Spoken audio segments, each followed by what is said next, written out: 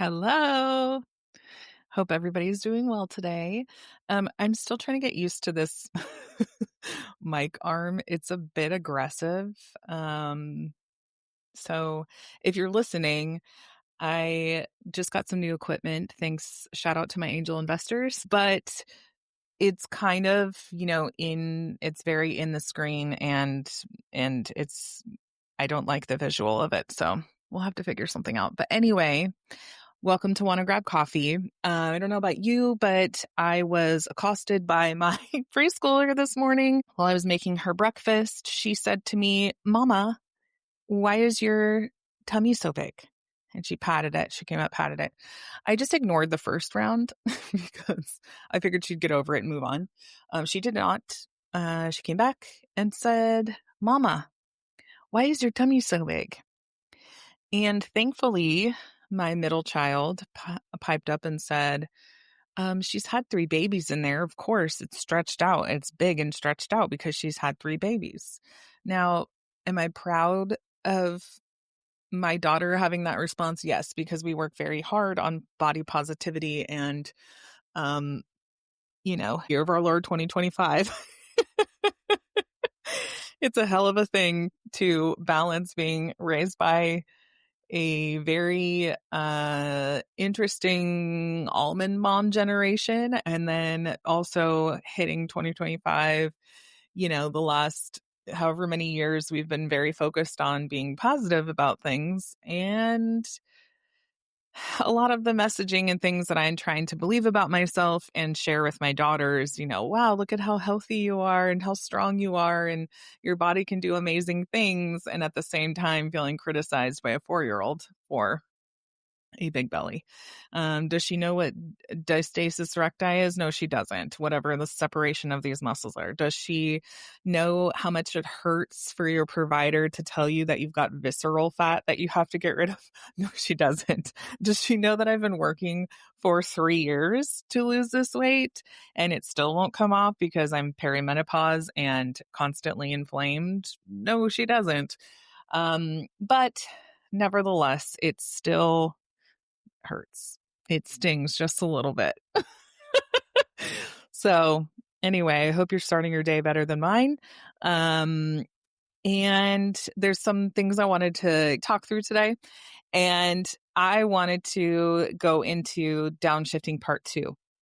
So this is kind of like a self-coaching reflection type episode. You can follow along with me. There's a link to the PDF in my show notes where you can write the answers. You can pause as I'm reading them. You can just go back and do this on your own if you'd like. If you are considering a downshift or are in the midst of downshifting, maybe it's not happening now, but it's something that you will want to do in the future. Maybe you are considering a family and you just think to yourself, like, man, work sounds really overwhelming after having a baby. It's your first baby, or maybe your second, or maybe your third, or who knows how many babies you're having. But downshifting is happening. It's a conversation that needs to happen more. And I had a lot of really positive feedback from that first episode. Thank you so much for sharing that with me. And I know that it resonated with a lot of you. So here's some things that I thought through with my husband while we were talking about downshifting. Now, mine was forced a bit because we, as I mentioned, I did not have a choice in my last job to leave, but I was considering it. These were things that we were already talking about, and I just want to walk you through those today. So this resource I'm reading off of is going to be linked. What I want to talk about today is going through a financial reality check, a money mindset shift. We're going to do a sacrifice audit, a gains inventory, decision-making framework, and practical tools and tracking. Now, that sounds like really big, heady things, but it's not. You can take them bite-sized, bit by bit. So what I'd like to do is read through a couple things, read through the questions, but also just highlight a couple of them with my experience and give you some examples. And then, of course, your answers and your thoughts will be different than mine. All right, let's jump into financial reality check. What's the true impact on my income if I reduce my workload or change roles? I was changing roles. So as a reminder, I was going from managing a team of 6 to an individual contributor at a entry level job. Okay, that's like 2-3 steps back. Okay, so at that point, I'm deciding if I want to take a 50% pay cut. We'll talk about the hit that it took on my ego later, but for now, what was interesting for us to consider was right before I was laid off, we had just finished paying off our debt and we had a very small school loan outstanding. So no card payments, nothing, school loan. And then we just had one daycare payment, which is still substantial, but we could do it if I did take a 50% pay cut. So that for us was easier to swallow because we didn't have a lot of outstanding payments where I would really need to look for something more. Have I calculated my family's financial floor, which the minimum we need to comfortably live without lifestyle creep? So really discussing want versus need, making that more of a mental mind shift, especially for me. And how much do we need to live? I really struggled with that. I still do. And I can't really pinpoint if it's like the American dream, American mindset of more, like it's never enough. Or if it's, I know the potential I have and the potential I have to earn, and my skill set that allows me to earn that much. So am I seeing that and going like, I know I can make that much money, and it's like a hit to my ego to not make that much money, and like what are my peers going to say about me, and what is that going to look like on my resume? And I think the other thing is like, I don't know how to turn off my mind, and I can't tell if this is like an ADHD thing. I mean, let me know if you are as well and this is what you experience, but like I just want to do more. I want to achieve. I want to challenge. I want to rise to the occasion. I want to do more, but my capacity might not be there. So I think the concept of making enough for what we need is very, very hard for me. Whereas my husband is more comfortable with it. Like he has more of a logical brain. I don't think logically like that. It's very much like, I'm going to have FOMO because I don't have money to pay for experiences and things, rather than like being content in where we're at. Some other things to consider. What expenses could I easily trim without affecting our quality of life? What feels non-negotiable because it genuinely aligns with our values or preserves our sanity? Non-negotiables for us were like, we have to keep the toddler in daycare. The girls need to do some kind of after school sports because they need to get that energy out, and we want them to learn the values that come along with participating in sports. And then also just my gym membership, keeping me sane and helping me to release stress and, hit goals and remain healthy. Do I have a savings buffer or debt plan to support this transition? And how long could it sustain us? This is a big one because maybe you downshift for 6 months, maybe you do a couple of things here and there to create your income, but you have to understand how long you can sustain this because that will lead to fights and stress and all of the things that you're trying to move away from, hopefully, right? Okay. Money mindset shift. Can I reframe the question from how much can we afford to how little do we actually need to feel content? We already talked about this, but my husband and I talked through it, and he really had to convince me we have enough for what we need. We just need to cut down on expenses. And that was really hard for me. It still is. Being the one who carries the mental load and is constantly cataloging and, inventory of the house. What do we have? What do we need? who needs what for school, who needs what for sports, do we have enough toothpaste? Do we have snacks for next week? What is our meal plan? All of those things. I am by nature, not by nature, but by role, the spender. So looking at that and also just dealing with what is contentment. Super light, super easy. Which of my family's wants are actually needs and which are driven by habit or social pressure? All right. A very minor example of this was birthday parties for the kids. They get invited to a ton of birthday parties, and then you times that by 3. Especially with the younger kids, they love to invite everyone to their birthdays. So I made a decision to cut back on which ones we said yes to because I'm the one who filters all of the invitations for the most part. They come home with a paper invitation, it goes straight to me. If we get an evite, it goes to my email, my text. So I'm saying yes or no. Some of them they don't know about.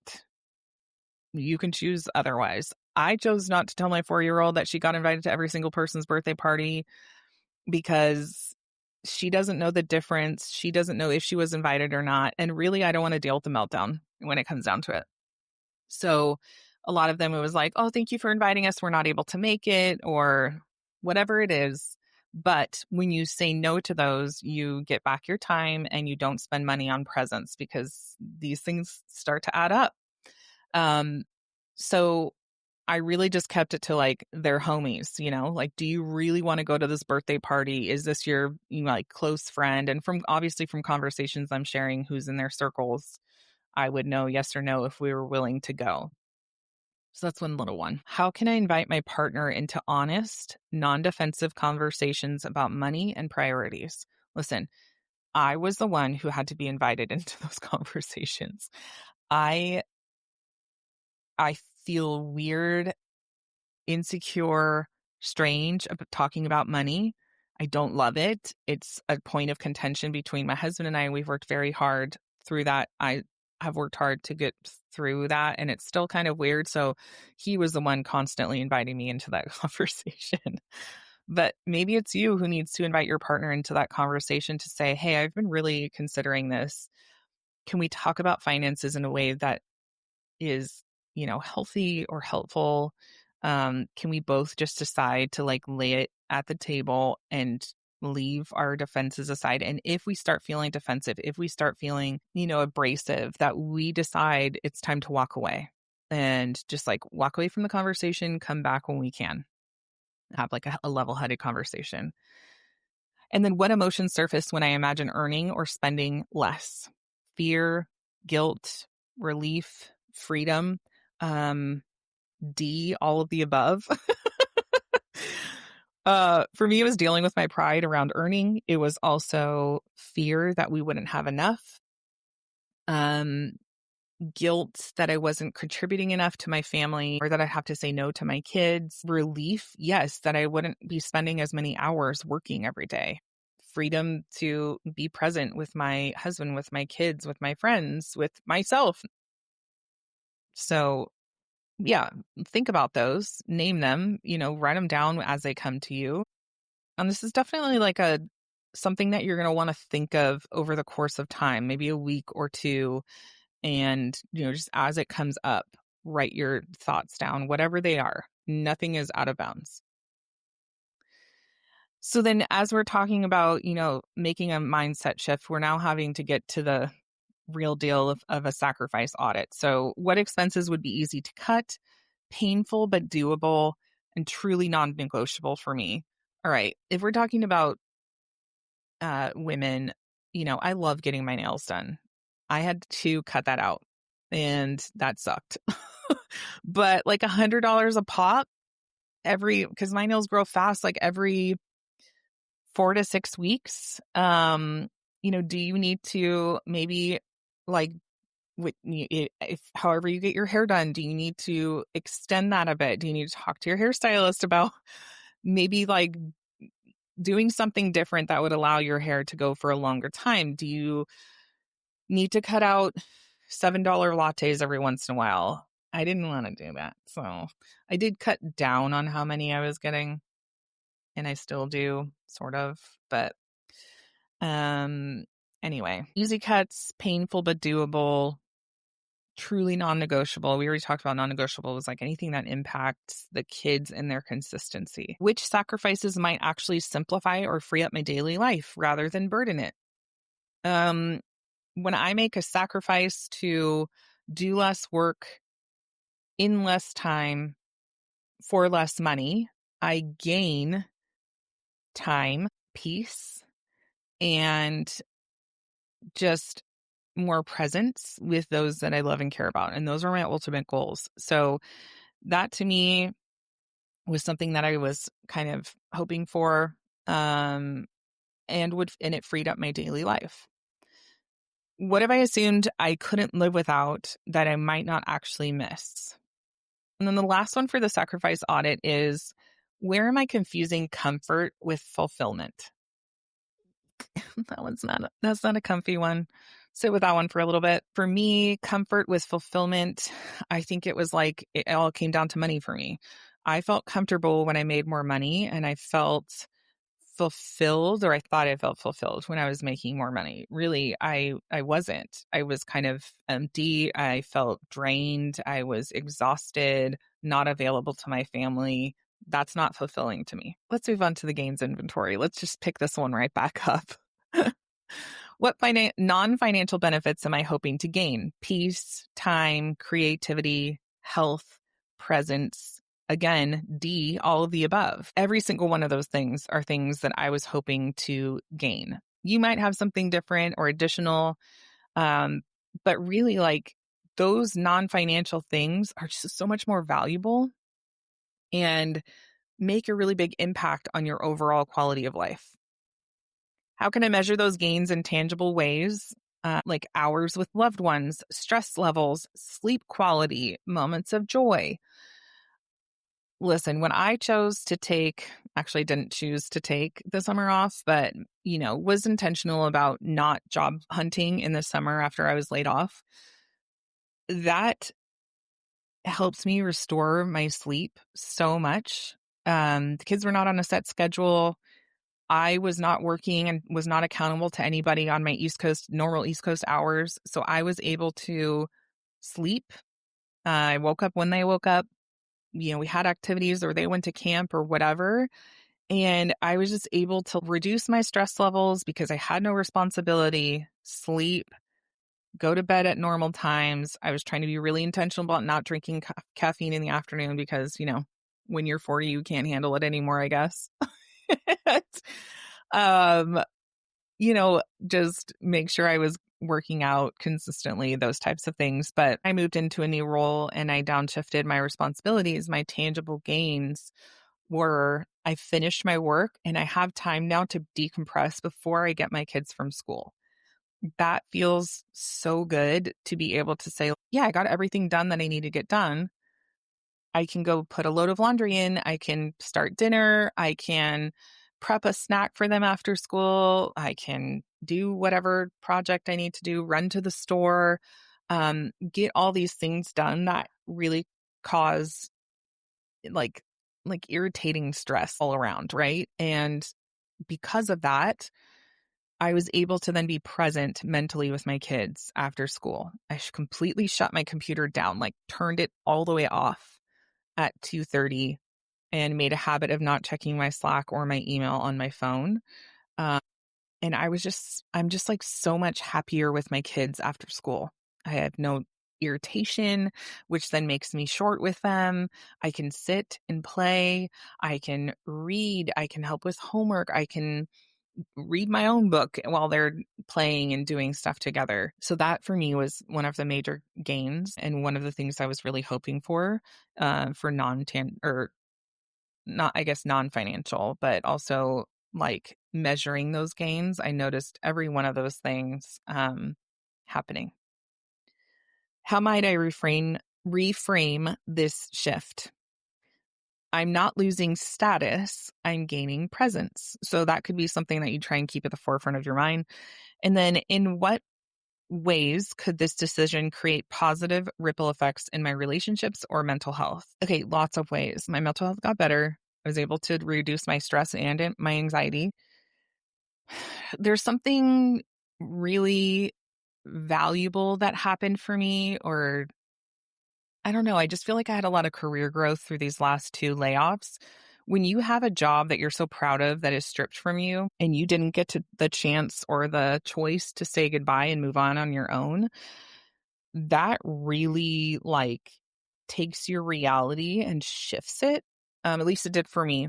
And I really had to wrestle with loyalty, business, how business is run. If you're running a business, it's not about feelings, it's about the business. And it really all comes down to numbers, profitability, all those things. So my loyalty meant nothing. And there's zero loyalty from corporations. So that for me was a big shift.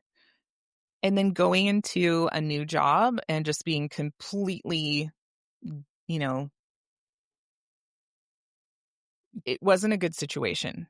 Going into that, realizing, oh yeah, there's definitely no loyalty, there's no safety or um, benefit of the doubt or any of those things. That just pulled it from me even more. And so now going into the role that I'm in now, it's been wonderful and healing and positive and uplifting. And I can now say these little dramatic things that are happening, these politics and stuff, I'm not getting involved. I don't want to know about them. I don't want to talk about them.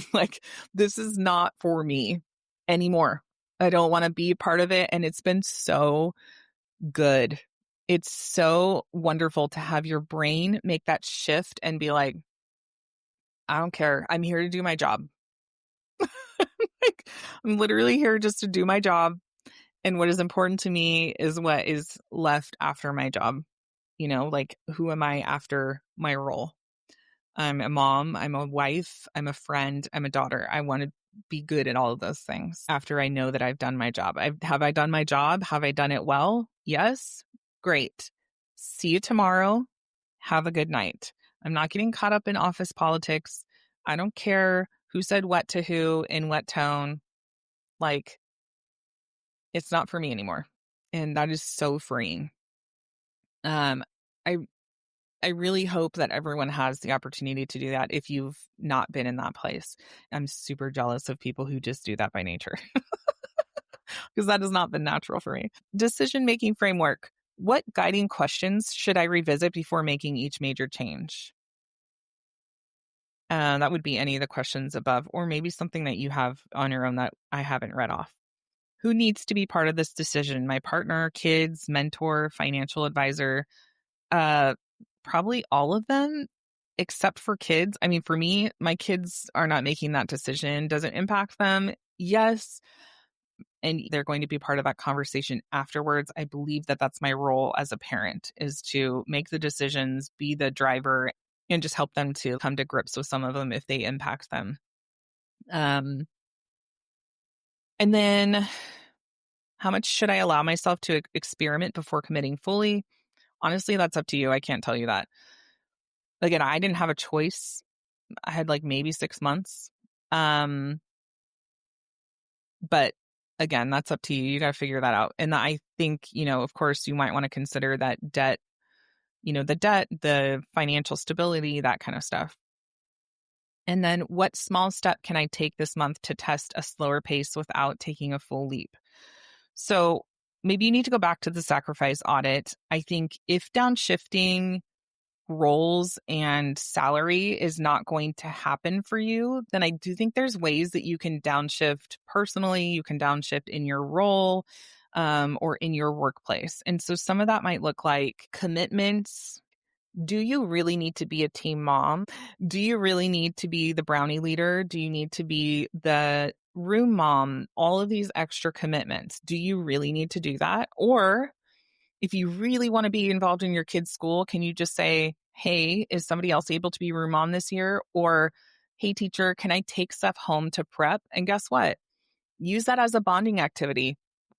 Cut out the lamination for your kid's teacher with your kid. Have them count them, have them sit with you and make a pile, like have them you sit with them and cut the lamination while you're talking with them and they're doing their homework so they can see that you're involved in their school, but you're not carrying the room mom responsibilities. And then also, what about things? Are there things that you can cut? Can you go through the financial exercise of cutting needs, wants? Is it doable? Is it non-negotiable? Go through cutting those first, see if that helps. Maybe talk to a therapist or your mentor or someone to help you make that mindset shift of like, I don't need to get involved in all these politics. If I'm involved in something right now that I don't want to be, maybe I need to make a shift out of that, or an intentional like, hey, I'm just not going to be part of this conversation anymore. Can you take advantage of your unlimited PTO? Can you I don't know, are there things that you can do to free up more time or to help you to be more present? Do you need to block off one of the days of your week to do heads down work so you can catch up and not take any customer meetings or internal meetings? Can you just completely block it off and use that? Maybe there's some shifts that you can try before you actually downshift. Okay. And finally, practical tools and tracking. Which budgeting system, like an app, spreadsheet, envelope method, fits my personality and lifestyle best? Top 3 budgeting apps or systems. YNAB, you need a budget. YNAB, you need a budget, is a great app. Mint by Intuit, I've used that in the past. Monarch Money is also a great one. We use Excel. I've used the Dave Ramsey website, money management. I mean, wasn't for me, but if that's for you, that's a great one. Envelope method doesn't work for me. Might work for you. Good luck. How can I track not just money saved, but also time reclaimed and stress reduced? Gratitude journal, weekly audit. The way that I did it was like, I tried to remind myself if somebody was complimenting me, like my husband, like, you know, I saw how you were reading with so-and-so tonight. Thank you for getting the dishes done. Whatever it is, noticing like that wasn't something I was able to do before, nor did I show up in that way. This is going to sound maybe woo-woo or silly, but like every time I pulled up to the kids' school and I got to volunteer at their class, I would just be like, oh, I'm so thankful that I get to be here right now and I don't have to worry about work. And then I would remind myself not to check my Slack or my email because nobody's going to die without me. Every time I left school or I sat in the pickup line and I got to see their faces and say hello, that was really helpful for me. And that I think ties into the question of how can I celebrate the wins along the way so I don't slip back into old patterns. So really just talking about that, and also like having conversations with my friends who knew that I was downshifting and how hard it was for me. Maybe they were in similar situations. Just talking about like financial sacrifice and unexpected gains and the amazing things that I was able to do outside of work, and to just gain perspective on like, what does my life look like outside of work? So